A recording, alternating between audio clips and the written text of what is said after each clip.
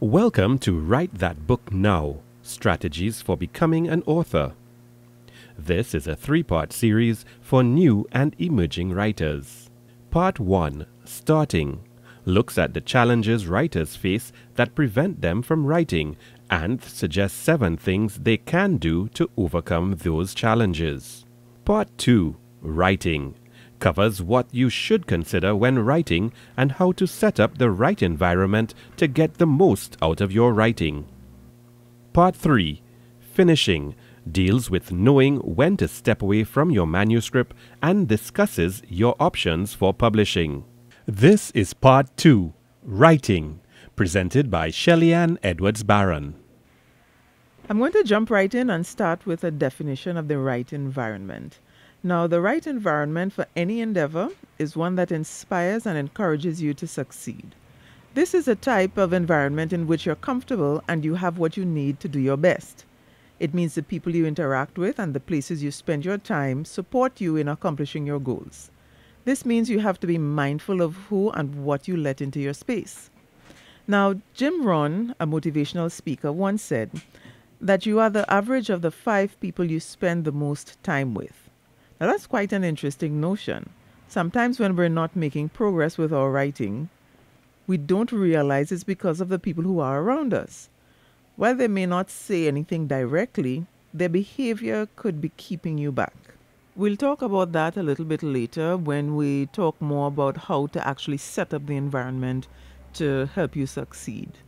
Now, another aspect of the environment is the physical space. Did you know that your home and your work environment can influence your mood, impact your motivation, facilitate or discourage interactions, and even create or reduce stress? I mean, we don't really think about it, but have you ever noticed that there are some spaces that just invite you to get comfortable and relaxed, and then there are others that aren't inviting at all? In fact, you do all you can to get out of some spaces as fast as possible. Now, when you're writing, you want to set up an environment to be encouraging. You want your space to be inviting. You want to be able to relax and write. So here are 3 things that you need to do. If you can do nothing else, consider these 3 things. Now, sometimes there are people who don't understand that you're working on a project. The trouble is, unless you are clear about your boundaries, no one else will be. So you need to be clear on your boundaries. Let everyone know when you're writing and that you don't want to be disturbed. Now, of course, you have things that you need to do and needs to attend to, so try to do that before or after your scheduled writing time.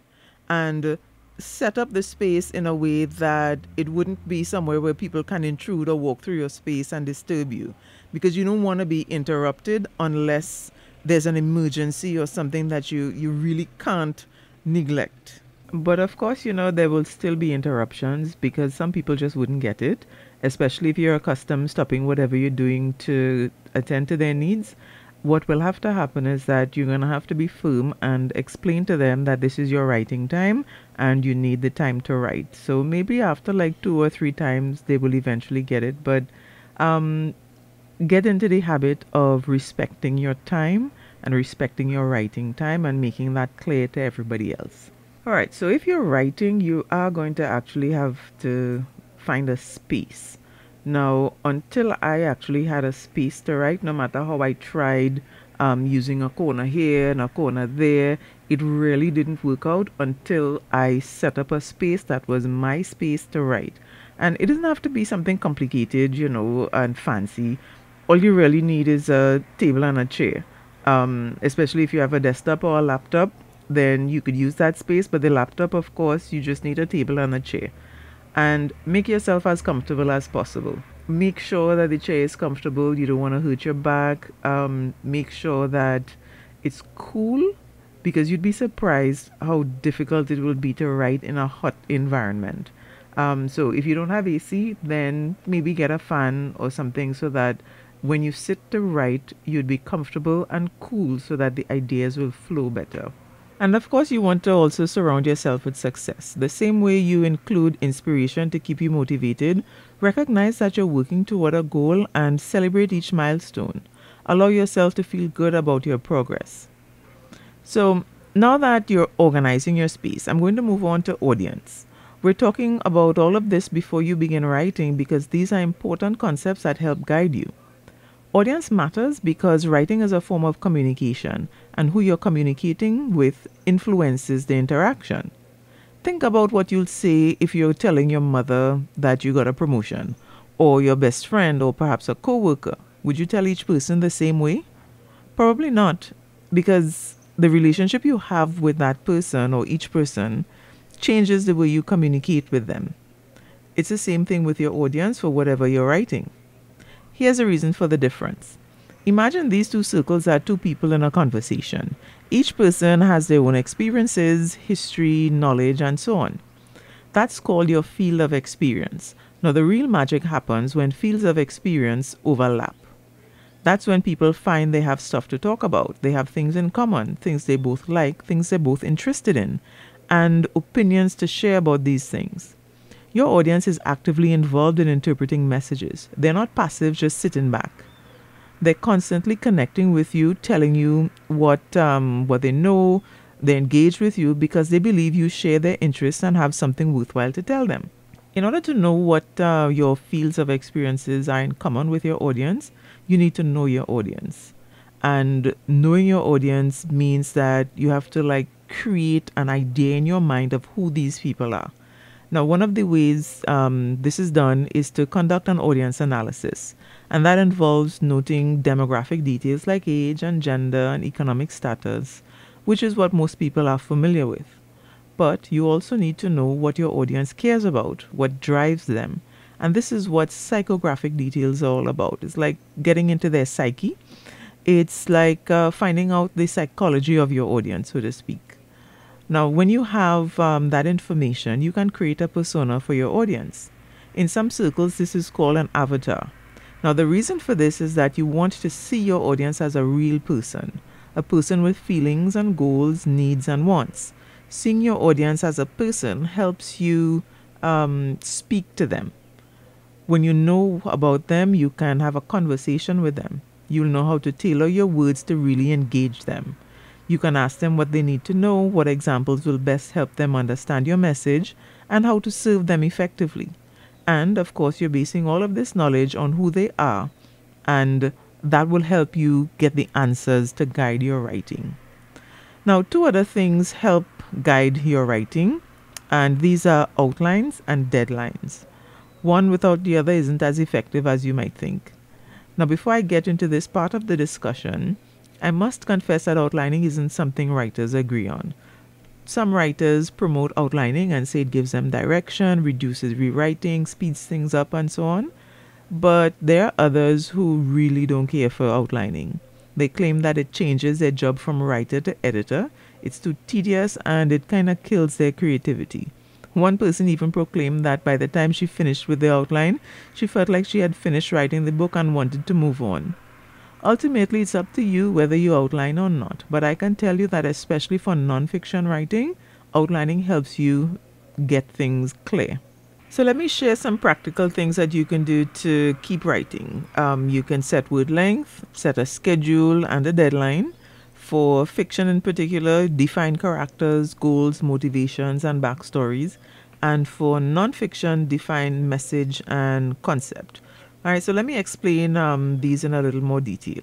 Having a deadline gives you a sense of urgency and directness of purpose. I, for one, know that unless I have a deadline, I'll get to it tomorrow. And we know when tomorrow will come, right? I'm not one of those people who thrive on, work at your own pace and that kind of thing. Even if I have to adjust a deadline to account for unforeseen circumstances, having a deadline lets me know that I'm going to get to the end of this and I have something to work toward. When I'm writing fiction, it helps to have characters defined. I need to know what their motivations are, their goals, and enough about them that they feel like real people to me.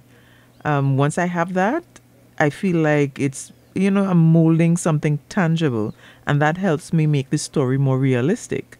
So outline what your character cares about, what they want out of life, what training they have, education. Do they have lots of friends, a mentor? Who are they?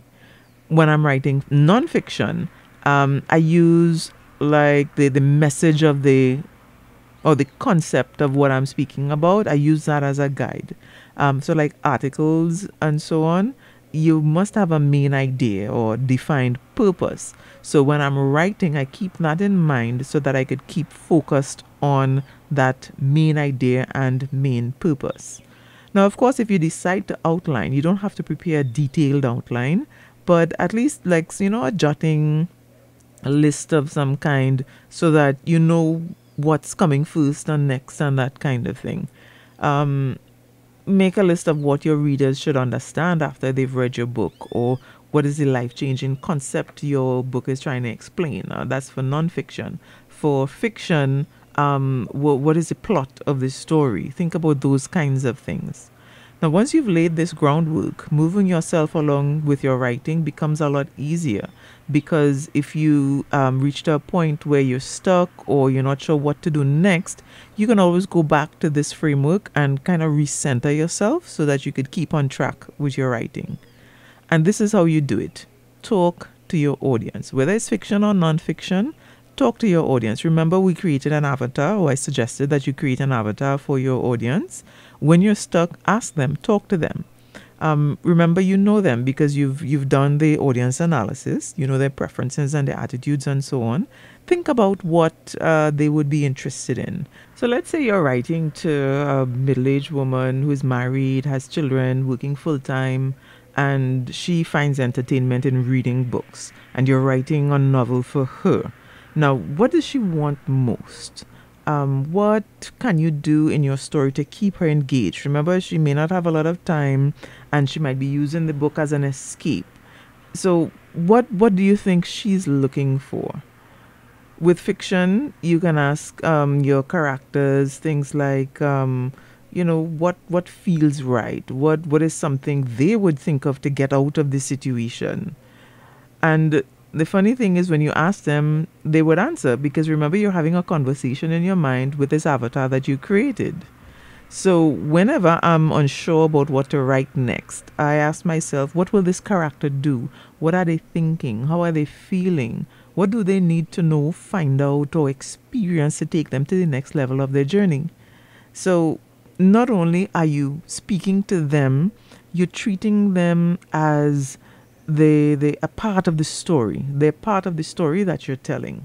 And when you do that, it actually makes the story feel more, organic is a good word to use, because it flows naturally. Now, for nonfiction, since you've already been clear about your goals and you might have an outline that you're working with, the best way to get back on track as you're writing and to keep on track as you're writing is reviewing the purpose, as I said before. So I could ask myself things like, have I given enough information for readers to get the main point? Is the discussion complete? Have I said everything I wanted to say about this point I'm making here? What else can I say that will help us readers understand the concept? Now, sometimes I go back to my notes or the outline. Sometimes the answer to these questions are enough to get me going again so that I can complete what I'm writing. So whether you're writing fiction or non-fiction, there are always ways that you could motivate and inspire yourself to keep going. It's okay if you're stuck. It's okay if you stumble. It happens to the best of us. The point is that you don't want to stay that way. So we're at the end of the presentation. This is part 2, keeping writing. I hope you enjoyed it and that you got what you needed out of the presentation. So before you continue, pause a moment, write down what you're going to do now. Make a plan of action. Don't just listen and think of the things as, nice ideas. Make a plan of action. Make a list of what you're going to do now, what you're going to do next. This presentation was brought to you by Word Coach Limited. To contact Shelly-Ann Edwards-Barron, call or message 717-4993. Like Word Coach on Facebook for more content to help you write well. Remember, words matter, so find better words. Word Coach Limited, helping you find better words.